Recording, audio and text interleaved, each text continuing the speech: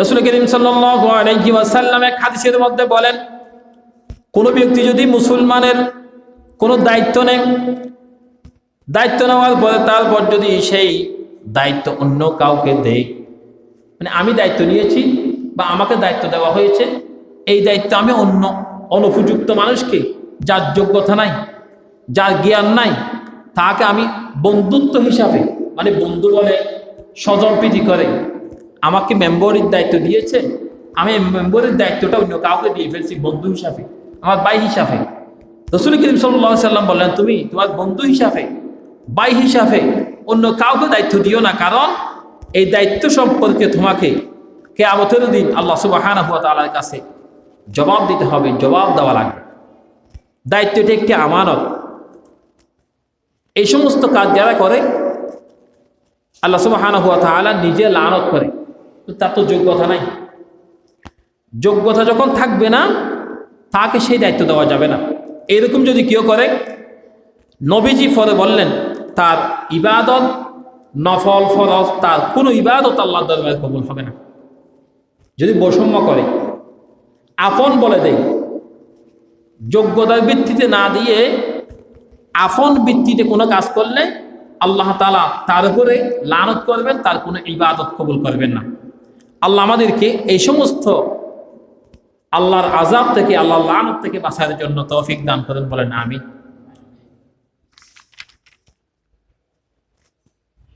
রাসূল করিম সাল্লাল্লাহু আলাইহি ওয়াসাল্লামের সাহাবী সাইয়্যিদুল মুহাদ্দিসিন আন আবি হুরায়রা قال بيننا قال النبي صلى الله عليه وسلم يحدث إذا جاء عربي فقال متى الساعة قال إذا ضيعت الأمانة فانتظر الساعة قال كيف إذا إضاعتها قال إذا سيد الأمر إلى غير أهله فانتظر الساعة।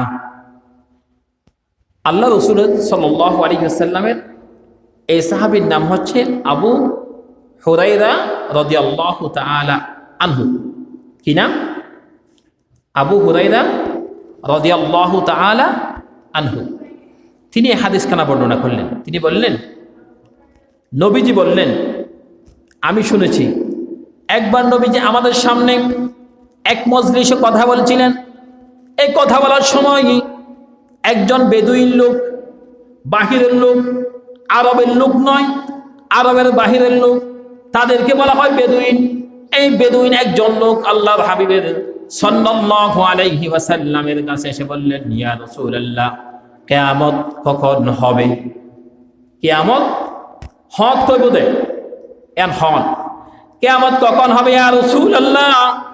রাসূল করিম সাল্লাল্লাহু আলাইহি ওয়াসাল্লাম উত্তরে বললেন, আমানত যখন বিনষ্ট হয়ে যাবে, যখন মানুষ আমানত রক্ষা করবে না, তখন তোমরা দেখতে পাবে কিয়ামত খুব কাছাকাছি চলে আসতেছে। পিতা সন্তানের আমানত, মা তার মেয়ের আমানত, স্বামী তার স্ত্রীর আমানত, রাজার আমানত হচ্ছে প্রজা, মেম্বারের আমানত হচ্ছে তার এলাকাবাসী, চেয়ারম্যানের আমানত হচ্ছে তার এলাকাবাসী, আর এমপির যতটুকু দায়িত্ব আছে তার দায়িত্ব হচ্ছে তার আমানত। এখন আমানতটাকে আমরা খেয়াল করে ফেলতেছি, আমানতকে গুরুত্ব দিচ্ছি না। নবীজি বললেন, এই শুনো, যখন মানুষের আমানত দিবে না, তখন মনে করতে পারবে কিয়ামত খুব কাছাকাছি সময় চলে এসেছে। এরপরে তোমরা কিয়ামতের অপেক্ষায় থাকো। লোকটি বলল, কিভাবে আমানত বিনষ্ট হবে? ইয়া রাসূলুল্লাহ, আমানত কিভাবে নষ্ট হবে? যে আপনি বলেন, আমানতের কথা বলছেন, আমানত কিভাবে নষ্ট হবে সেটা বলেন। তখন বলল, নবীজি বললেন, অযোগ্য ব্যক্তি। কি ব্যক্তি? অযোগ্য ব্যক্তি, যার যোগ্যতা নাই, লেখা নাই, পড়া নাই। যদি কোনো অযোগ্য ব্যক্তিকে মেডিকেলে দেওয়া হয়, রোগী মেরে ফেলবে, তার জ্ঞান নাই। সেই জন্য অযোগ্য ইমামকে মসজিদে দিলে সমস্ত মুসল্লিরা গুমরাহ হয়ে যাবে। অযোগ্য ব্যক্তিকে চেয়ারম্যান বানাইলে সমস্ত এলাকার মানুষের টাকা পয়সা নিয়ে সে খাবে, মানুষের কাছে কোনো কিছু দিবে না। অযোগ্য ব্যক্তিকে যখন ক্ষমতা দেওয়া হবে, অযোগ্য ব্যক্তি যখন ক্ষমতার চেয়ারের মধ্যে বসে যাবে, ও বেদুইন লোক, ও সাহাবীরা, তোমরা শুনে নাও, আর কিয়ামত বেশিক্ষণ দূরে হবে না, অল্প সময়ের ভিতরে আল্লাহর পক্ষ থেকে তোমাদের কাছে কিয়ামত চলে আসবে। তাহলে অযোগ্য ব্যক্তিকে যোগ্যতায় বসানো, এটা হচ্ছে কিয়ামতের আলামত। আমার কথা নাকি হাদিসের কথা? হাদিসের কথা হচ্ছে কিয়ামতের আলামত হচ্ছে অযোগ্য ব্যক্তিকে যোগ্যতা চেয়ারে বসানো। সেই যখন বিচার করতে যাবে, তার জ্ঞান নাই, তার মেধা নাই, তার ইলম নাই, তার প্রজ্ঞা নাই, তার কিচ্ছু নাই, সে বিচার করবে আন্তাজে। হক ব্যক্তি বিচার পাবে না, না হক বিচারটা হয়ে যাবে, উল্টা বিচার হয়ে যাবে। আমাদের সমাজের মধ্যে অনেকে বিচার করতে জানে, কিন্তু যেই জানে সেই যদি বিচারটা করে, সঠিক বিচারটা হয়। আর যদি যেই জানে না সেই যদি বিচার করে, বিচারটা সঠিক হয় না, বেঠিক হয়ে যায়। ঠিক কি না? এই জন্য রাসূল করিম সাল্লাল্লাহু আলাইহি ওয়াসাল্লাম বললেন, আমানতের জন্য তিনটি বিষয়ে তোমরা আমানতকে খুব গুরুত্ব সহকারে মানুষ মনে করতে পারবে। একটা হচ্ছে মানুষের প্রতি আমানতের খেয়ানত করার প্রতি মানুষের স্বাভাবিক প্রবণতা। আর আমানত হচ্ছে এটা কি জিনিস? হক না হক, বৈধ অবৈধ, দুইটাকে নিজের করে মনে করছি। এটা মনে করে আমি খেয়ানত করে ফেলছি, টাকাটা আমার নয়, সম্পদ আমার নয়, এটার মালিকানা আমি নয়, এরপরও নিজেকে নিজে মনে করে নিয়ে ফেলেছি। এটা হচ্ছে স্বাভাবিক বিষয়। আল্লাহ বলছেন অস্বাভাবিক। এক ফোঁটা যদি তুমি হারাম ঢোকাও, তোমার শরীর নাফাক হয়ে যাবে, ফাঁক থাকবে না, পবিত্র থাকবে না। সুতরাং তুমি এক ফোঁটা পানি পর্যন্ত তুমি নাফাক ঢোকাবা না, এটাকে তুমি স্বাভাবিক মনে করবা না, এটা অস্বাভাবিক তোমার জন্য। 2 নম্বর হচ্ছে উক্ত প্রতারণা দূর করার জন্য এই যে প্রবণতা, যে অশান্তি মানুষে খেয়ে ফেলতেছে, এই প্রজেক্টটা আমার নয়, একজনে খেয়ে ফেলতেছে নিজের মনে করে, সেখানে বাধা না দেওয়া, এটা আরেক দোষের অপরাধী। 3 নম্বর হচ্ছে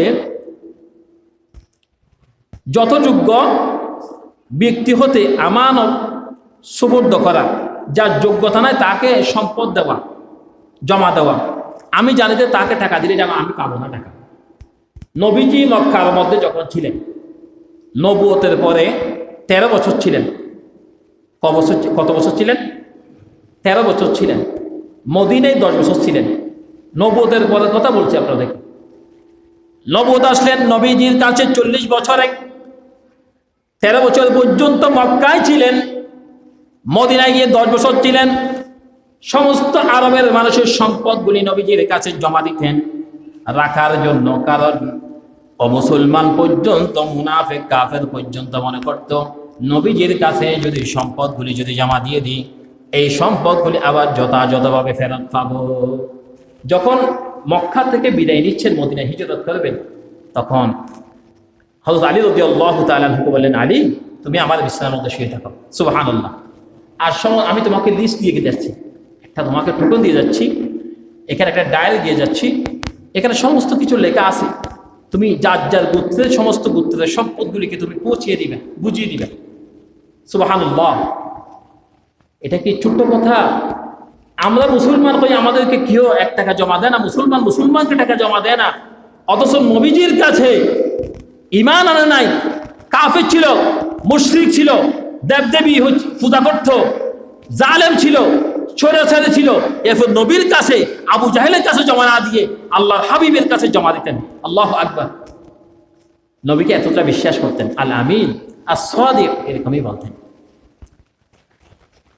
তাহলে এই 3টা কাজ আমরা যদি এগুলিকে অমান্য করি, অ্যাভয়েড করি, এটা হচ্ছে আমাদের জন্য এক ধরনের চুরি। আমরা চুরি করলাম, আল্লাহ বলছে চুরি করিও না। আস-সারিকু ওয়াস-সারিকাতু, চুরি যে করে, মহিলা করক পুরুষ করক, তাকে হাত কেটে দেওয়া হোক। ইসলামের মধ্যে চুরি হিসাবে গণ্য হয়। আমানতের মধ্যে কিছু বিষয় রয়েছে যেটা